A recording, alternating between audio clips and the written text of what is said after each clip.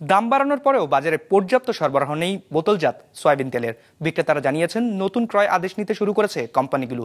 দু একদিনের মধ্যেই বাড়বে সরবরাহ। আর ভোক্তা অধিকার সংরক্ষণ অধিদপ্তর বলছে উদ্দেশ্য প্রণোদিতভাবে সরবরাহ সংকট তৈরি করেছে ব্যবসায়ীরা। রঞ্জিবুল মিজানের রিপোর্টে বিস্তারিত।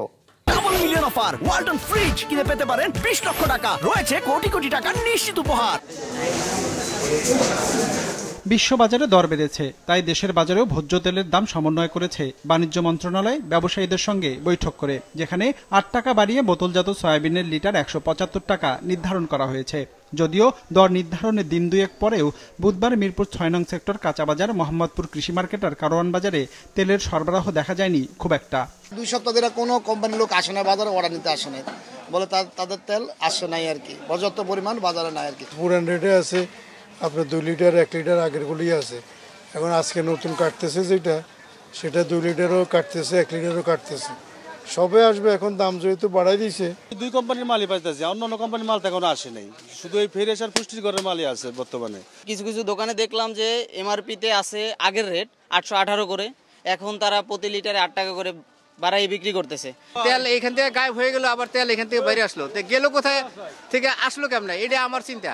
মাস দুয়েক আগে থেকে বাণিজ্যিক প্রতিষ্ঠানগুলো ভোজ্য তেলের দর বৃদ্ধির দাবি জানিয়ে আসছিল। তাদের দাবির প্রেক্ষিতে দেশের বাজারে তেলের দর যাতে না বাড়ে সে লক্ষ্যে 2 দফায় মূল্য সংযোজন কর প্রত্যাহার করে সরকার। এরপরেও বাজারে তেলের সংকট থাকলে পরিশোধনকারী প্রতিষ্ঠানগুলোর সাথে বৈঠক করে বিশ্ববাজারের সাথে মিল রেখে মূল্য সমন্বয় করে সরকার।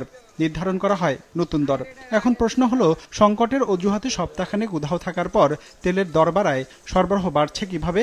তারা আগেই ডিফাইন করেছিল, কোথাও না কোথাও এটা মজুদ ছিল এবং সেটা এখন বেরিয়েছে দ্রব্যমূল্য বাড়ার পরে। এটা অবশ্যই অসাধুতা এবং উদ্দেশ্য প্রণোদিত। বলাই আছে যে যেখানে আইনে যেটা ব্যর্থ হবে সেখানে অবশ্যই আমরা আইনগতভাবে যেটা দণ্ডনীয় দণ্ড আমরা আরোপ করব। দেশে ভোজ্য তেলের চাহিদার প্রায় পুরোটাই বিশ্ববাজার থেকে আমদানি করতে হয়। সরকারি হিসেবে বছরে ভোজ্য তেলের চাহিদা প্রায় 22 লাখ টনের মতো। সেই চাহিদা বিবেচনায় নিয়ে এই পণ্যটি আমদানির অনুমতি দিয়েছে সরকার, যা নিয়মিত আমদানিও করা হচ্ছে। এরপরেও সরবরাহের ঘাটতি কেন?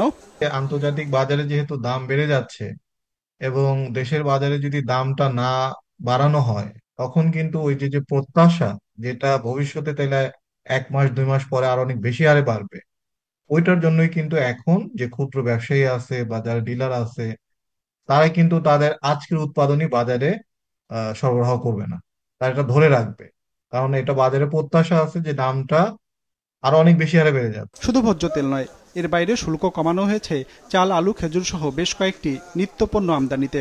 তবে বাস্তবতা হচ্ছে শুল্ক কমানোর পরেও বাজারে কমেনি এই পণ্যগুলোর দর। রঞ্জিবুল মিজান, বিজনেস রিপোর্ট, মাছরাঙ্গা টেলিভিশন।